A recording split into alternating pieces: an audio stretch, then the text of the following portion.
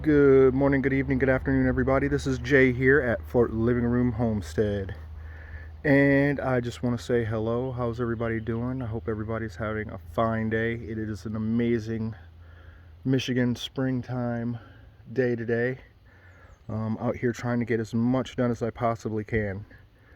So today I want to talk a little bit about adapting and overcoming.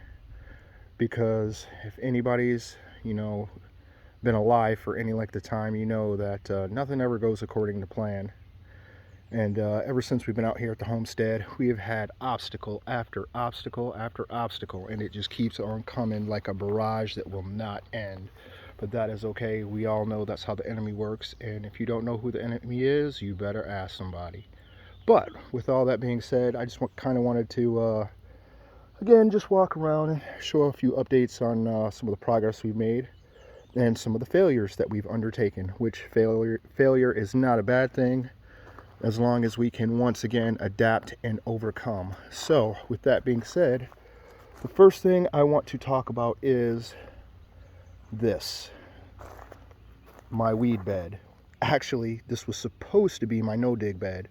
If anybody's been watching me for any length of time, the last month or two since we got here, you'll know that these were my pride and joy. These were like the first things I did when we hit the ground, and we hit the ground running.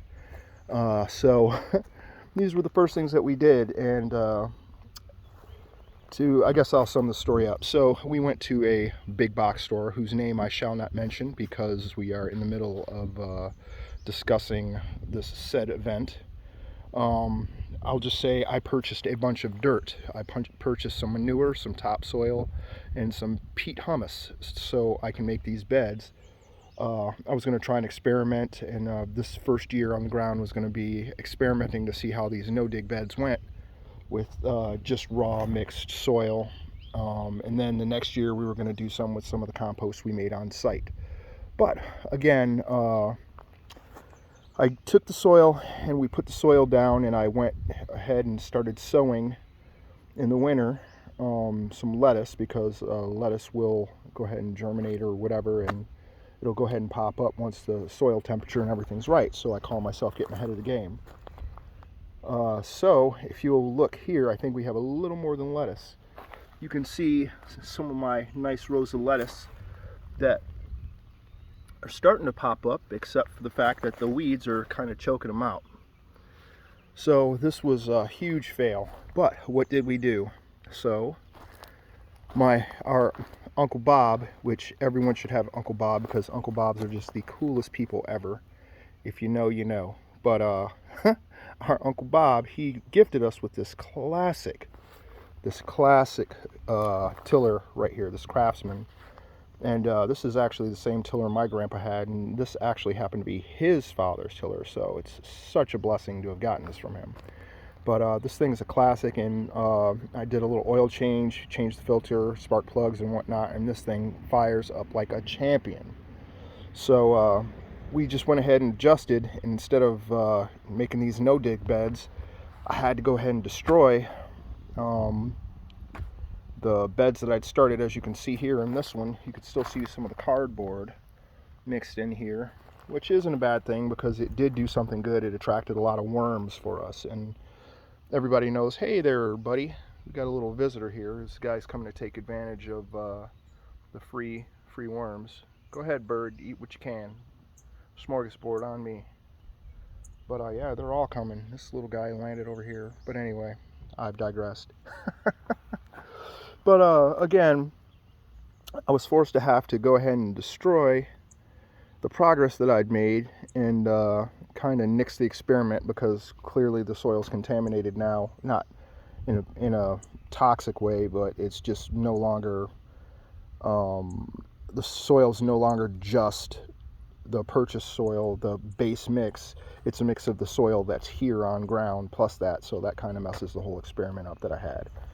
But again, we adapt and we overcome, and we're going to replant these. Actually, I take that back. We never planted this one, and we hadn't planted that one yet. This is the one that we planted. So my decision right now is, am I going to go ahead and weed this out to keep what little lettuce is blowing up here, And spinach. There's spinach as well over there. Or am I just going to go ahead and scrap it and start over? But choices we have to make here in the future. But we do have some backups. Like over here, I'm doing a container of cut and come again lettuce.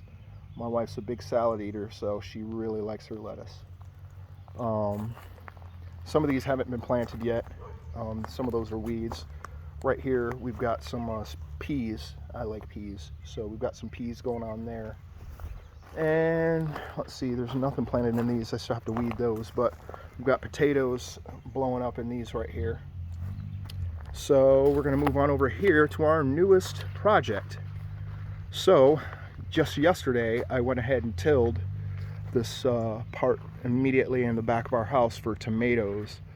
We have all the types of tomatoes here. We've got some sunshine bumblebees.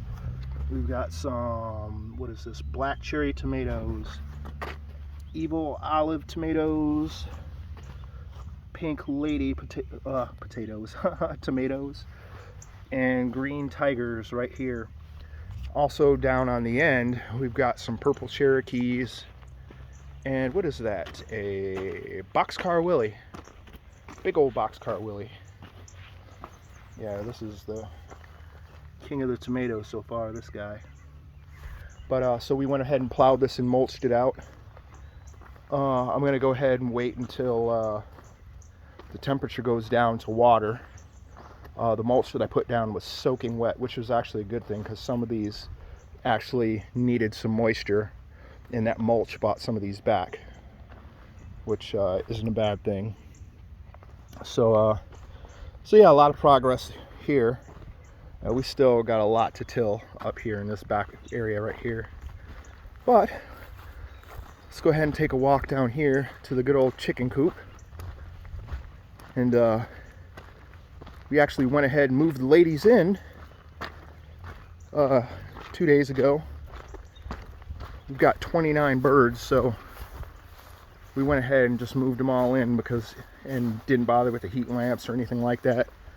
Most of them are bigger than pullets, so we got a couple that are just turning pullets, so there's enough birds in there to keep each other warm. So as you can see, for the most part, the chicken coop is all wired, all secure. Security was the first priority. Beautification will be the next. But as you can see, everything is secure here. Nice little pallet collection. Storing up for the next building I decide to build, which is going to be for the cows, more than likely. We're looking at getting some mini jerseys. But yeah, this is it. The double wide, super duper double wide chicken cooper. Let me get it right. All right, let's go ahead inside this beast and see how the ladies are doing. And security number 2.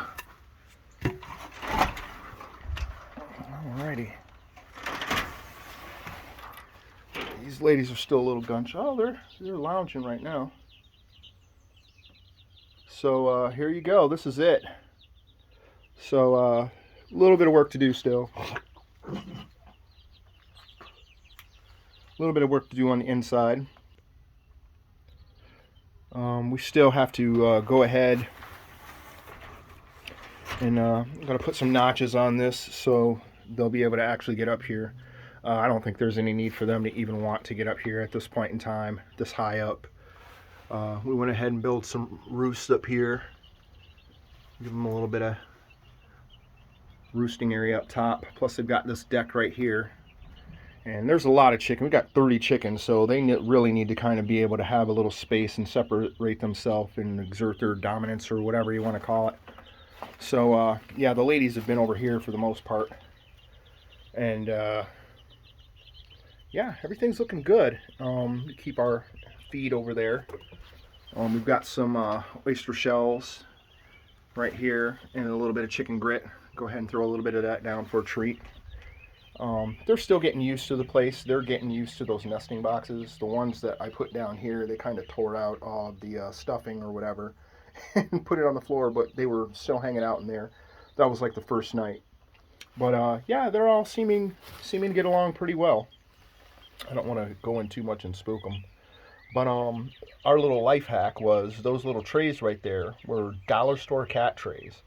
So I just went to the dollar store and grabbed a bunch of those trays and threw some hay in them, and it seems to be working great so far.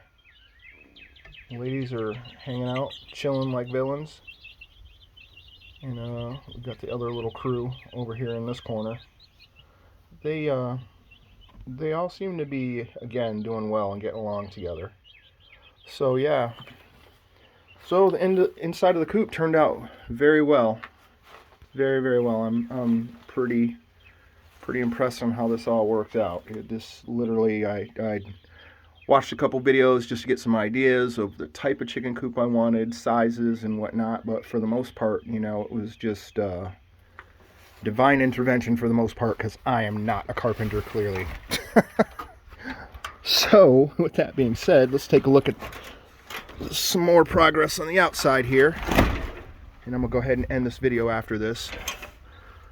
Take a walk up to the top, and I can officially add roofing to my resume. So I'm still working on this. I literally just started last night. Watched a video on how to roof because there was some extra tiles. I didn't have starter tiles on the corner, so I just did the old trick where you flip one of the tiles over on the back side to get your border. But if this isn't a house, so it's not like it's, you know, that important. You know, it's only a chicken coop. Everything else is wire tight. It's gonna be sealed nicely.